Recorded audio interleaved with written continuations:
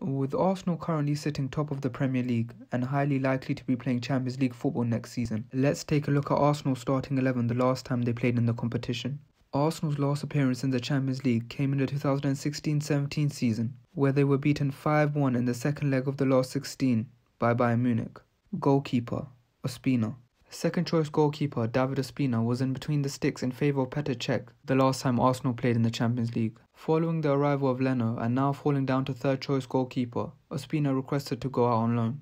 And his request was granted as on the 15th of August 2017 he signed for Napoli on a one-year loan. This loan move was made permanent the following season and Ospina was in and out of the first team until his final season with the club in the 21-22 season, where he made 31 appearances in the league. He left the club having won the Coppa Italia in the 1920 season and signed for Saudi Pro League side Al Nassr in the summer, for whom he has made 4 league appearances so far. Right back, Hector Bellerin. The time period between 2015 and 2018 was arguably the best of Bellerin's career, as he was Arsenal's first choice right back and had even made the PFA Team of the Year in the 15-16 season. But in the seasons that would follow, he struggled with various injuries and fell out of favour with new manager Arteta. In a bid to revive his career, he joined Real Betis on loan last season, where he made 32 appearances in all competitions, winning the Copa del Rey with the club. Clearly he made a positive impression at Betis because early in the season he re-signed for boyhood club Barcelona. Centre-back, Mustafi. Arsenal fans probably get all sorts of flashbacks when hearing the name Mustafi, as his time at Arsenal was somewhat of a nightmare. The 16-17 season was actually his first at the club and things just went downhill from there. He spent almost 5 years at the club, where he developed a reputation of being error-prone and arguably one of the worst centre-backs in the league. In February 2021, he joined Schalke to help them avoid relegation, but was unsuccessful and left the club just a few months later. He then returned to Spain and signed for Levante last season, but his luck didn't get any better as he struggled with injuries, making only 11 league appearances and suffering another relegation. Centre-back,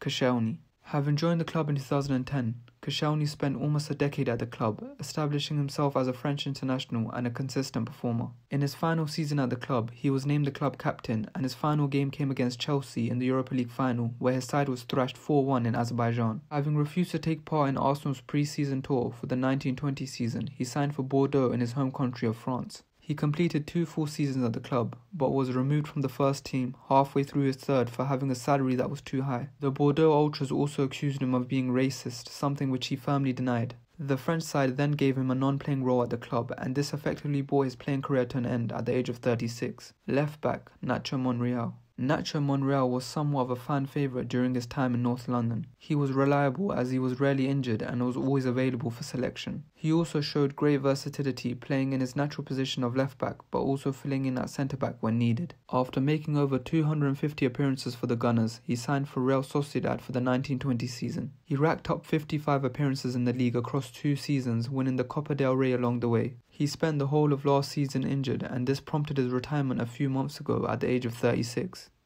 Central midfield, Xhaka. The only player who still remains at the club from the last time Arsenal played in the Champions League is Granit Xhaka. The club had signed him in May 2016 for a fee of £35 million, having backed out of a move for Leicester midfielder N'Golo Kante. And many Arsenal fans would argue they should have signed Kante, as Xhaka's time at Arsenal has been up and down to say the least. Throughout his career at Arsenal, Xhaka has developed a reputation of losing his head and has been sent off 5 times for the club. Following the departure of Koscielny in 2019, he was named club captain, but only a few months later was stripped of this role. This was due to the infamous incident where he swore at the fans and threw his jersey on the floor whilst being substituted in a league game against Crystal Palace. But he has been a big favourite of current manager Arteta, who has prevented his departure from the club. Currently, he is enjoying the best spell of his Arsenal career, as he has a GA of 6 in just 11 league games, with Arsenal top of the league.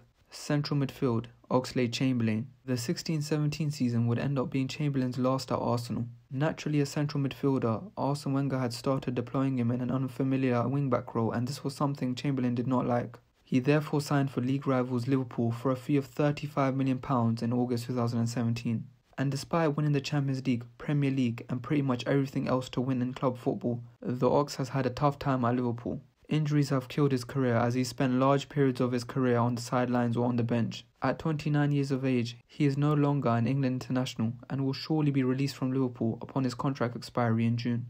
Central midfield, Aaron Ramsey. Once an Arsenal fan favourite, Ramsey's career has gone downhill in the last few years. A few months after appearing in Arsenal's last Champions League game, he scored the winner in the 2017 FA Cup final against Chelsea. He then left the club upon his contract expiry in June 2019, bringing his 11-year spell in North London to an end. He then signed for Italian giants Juventus on a free transfer, receiving an astonishing £400,000 a week, which made him the highest earning British player ever. But his time at the club was underwhelming despite securing a Scudetto in his first season. He was loaned out to Rangers in January 2022, making 13 appearances in all competitions and winning the Scottish Cup. He also played in the Europa League final, where he missed a penalty as his side lost to Frankfurt. His contract with Juventus was terminated in July 2022, and a few days later he signed for Nice in the French league, for whom he scored on his debut.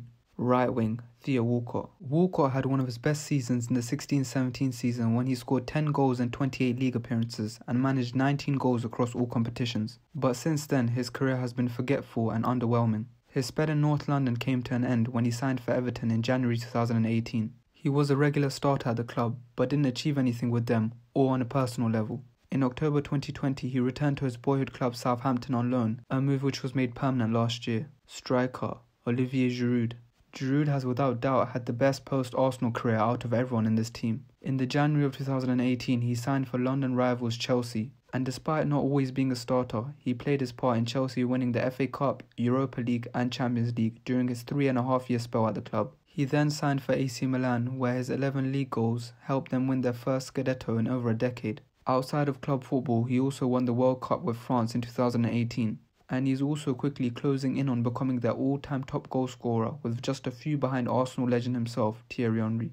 Left wing, Alexis Sanchez. It's been a long 5.5 years for Alexis since he featured in Arsenal's last Champions League game. Back then he was one of the best players in the world, scoring 24 league goals in the 16-17 season and 30 in all competitions. But in the January of the following season is where things went downhill. He signed for Manchester United and never again was he able to pick up his previous form. He made 45 appearances for the Red Devils, scoring just 5 goals. He then went out on loan to Inter Milan for the 1920 season, and this move was made permanent. Though he never got close to his old form, he did enjoy a better time in Milan, winning the Scudetto and the 2 domestic Italian cups. This summer he signed for French side Marseille, where he is having somewhat of a revival. In 10 league games he has already notched a respectable 4 goals. That's 1 more league goal than he managed in his 2 seasons at Manchester United combined. And that was it for today's video, guys. As always, please remember to like, comment and subscribe, and I'll see you in the next one.